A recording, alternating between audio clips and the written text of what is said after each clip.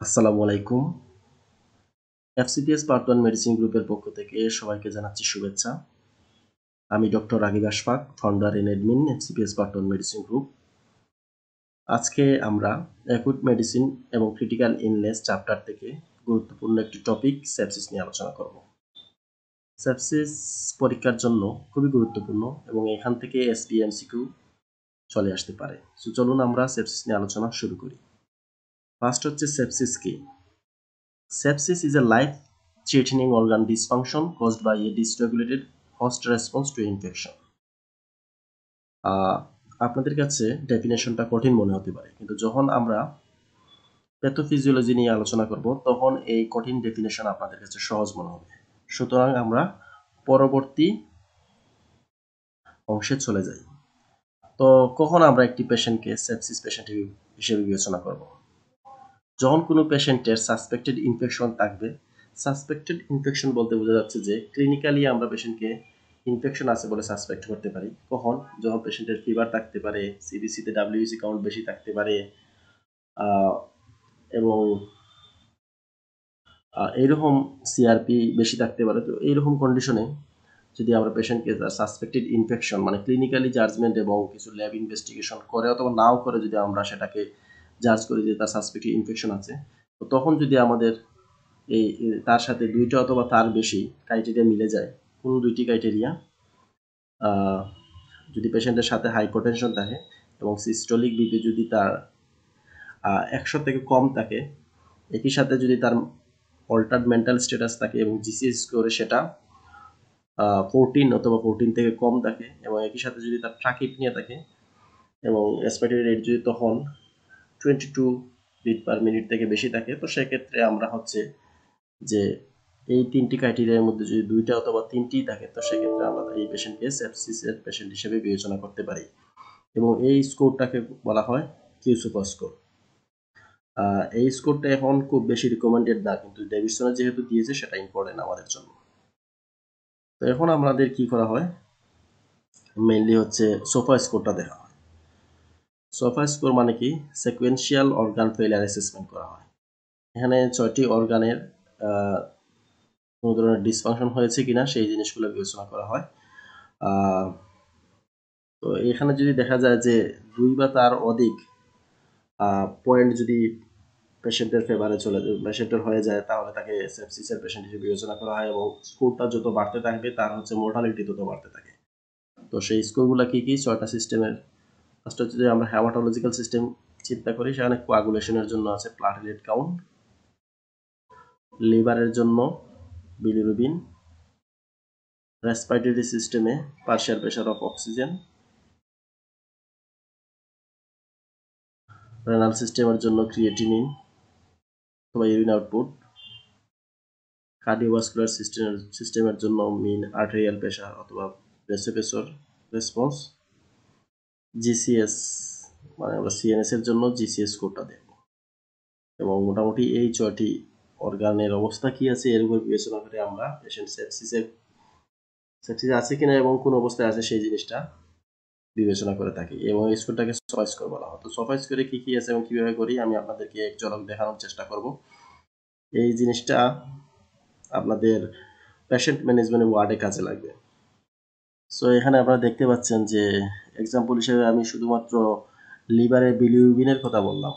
Bilirubin হচ্ছে যখন 0.2 থেকে কম থাকবে সেটা নর্মাল হিসেবে বিবেচনা, তখন সেটার স্কোর 0 থাকবে, এবং যখন 1.2 থেকে 1.9 হয়ে যাবে স্কোর হচ্ছে 1, যখন বিলিরুবিন হচ্ছে 2 থেকে 5.9 হবে তখন স্কোর 2।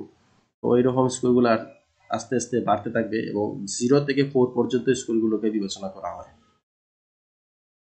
তাহলে 6টি সিস্টেমের অর্গান ড্যামেজ আছে কিনা সেগুলো আমরা দেখব এবং প্রতিটাকে আমরা 0 থেকে 4 পর্যন্ত নাম্বার দিব, এবং এইভাবেই আমরা সোফা স্কোর করব। তো সোফা স্কোরে যখন স্কোরটা 2 অথবা তার বেশি হবে, তখন আমরা মনে করবো যে অর্গান ডিসফাংশন আছে এবং সেপসিস আছে বা ইনফেকশন আছে, এটা আমরা চিন্তা করতে পারি। আর যখন হচ্ছে এই স্কোরটা 11 অথবা তার থেকে বেশি হয়ে যাবে, বুঝতে হবে হাই মর্টালিটি রেট, এবং এই স্কোরটা ম্যাক্সিমাম হচ্ছে 24। এখন আরেকটি গুরুত্বপূর্ণ বিষয় ডেভিডসনে, যে সেপসিস 6 এই জিনিসটা কি মনে রাখার জন্য মনে রাখবো আমরা টেক জি গিভ জি, তাহলে আমাদের সহজে মনে থাকবে। ফার্স্ট হচ্ছে টেক জি, পেশেন্ট থেকে আমরা তিনটা জিনিস নিব। কি নিব? ব্লাড নিয়ে ব্লাড কালচার করব, তারপর হচ্ছে সিবিসি এবং সিরাম ল্যাকটেট দেখবো পেশেন্ট থেকে নিয়ে, এবং পেশেন্টের ইউরিন আউটপুট মেজার করবো, মানে তার ইউরিন নিয়ে ইউরিন আউটপুট মেজার করবো। তাহলে হচ্ছে টেক ট্রি। এবং পেশেন্টকে আমরা তিনটা জিনিস দিব, এবং সেই তিনটা জিনিস কি? Give tree. তাকে আমরা হাই ফ্লোতে অক্সিজেন দিব, তাকে আইভি অ্যান্টিবায়োটিক দিব, এবং আইভি প্লেট রিপ্লেসমেন্ট করব। এখন অনেক ক্ষেত্রে দেখা যাচ্ছে যে আমরা অ্যাকুট পেনক্রিয়াটাইটিসের পেশেন্টকে সেপসিসের সাথে গুলিয়ে ফেলতে পারি। সেপসিস মিমিক্স বলা হয় এগুলাকে। অথবা কোনো ড্রাগসের মাধ্যমে কোনো ইনফ্লামেটরি রেসপন্স হলো বা রিয়াকশন হলো, স্পেশালি ইমিউনোথেরাপির ক্ষেত্রে, সেগুলোকে আমরা সেপসিস মিমিক্স বিবেচনা করতে পারি। অথবা ভাস্কুলাইটিস যখন খুব বেশি হলো, তো তখন হচ্ছে ক্যাটাস্ট্রফিক অ্যান্টিফসফোরেট সিনড্রোম, গুড পশ্চার্স ডিজিজের ক্ষেত্রেও আমরা এই জিনিসটাকে সেপসিস মিমিক্স হিসেবে বিবেচনা করতে পারি। অটোইমিউন ডিজিজ যেমন inflammatory bowel disease, rheumatoid arthritis, SLE পেশেন্টের ক্ষেত্রেও আমাদের কনফিউশন হয়ে যেতে পারে যে পেশেন্ট সেপসিসে আছে কিনা। ম্যালিগনেন্সির, কার্সিনয়েড সিনড্রোম, হেমাটোলজিক্যাল কিছু condition, haemophagocytic syndrome, diffuse lymphoma, thrombotic thrombocytopenic purpura, তো এইগুলা হচ্ছে সেপসিস মিমিক্স হিসাবে কাজ করে। তো এটা এমসিকিউ এর জন্য খুবই গুরুত্বপূর্ণ বক্স, এই জন্য আমি আলোচনা করলাম। এখন আমি আপনাদেরকে প্যাথোফিজিওলজি নিয়ে একটু বলতে চাই, যেহেতু আমি ফার্স্টেই বলেছিলাম যে ডেফিনেশন বুঝতে গেলে আপনাদেরকে প্যাথোফিজিওলজিটা একটু দেখতে হবে। তো ফার্স্ট হচ্ছে সেপসিস হচ্ছে gram negative organism, most commonly gram negative অর্গানিজমের জন্য হয়, যেমন ক্ল্যাবশিলা, ইকোলাই, অথবা গ্রাম পজিটিভ হতে পারে, আবার হতে পারে ফাঙ্গাল ইনফেকশনের জন্য ক্যান্ডিডাও হয়ে ফেলতে পারে সেপসিস। তো বইয়ে যেহেতু আমরা গ্রাম নেগেটিভ অর্গানিজমের কথাই বলছে, সেটা নিয়ে আলোচনা করি।